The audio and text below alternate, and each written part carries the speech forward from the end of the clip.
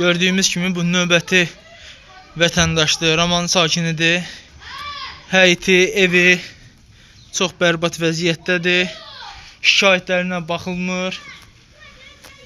Yəni belə vəziyyətdə yaşayırlar. Evləri nəm.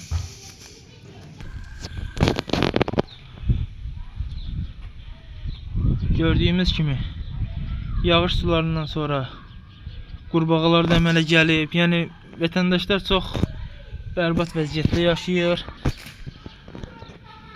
Baxın.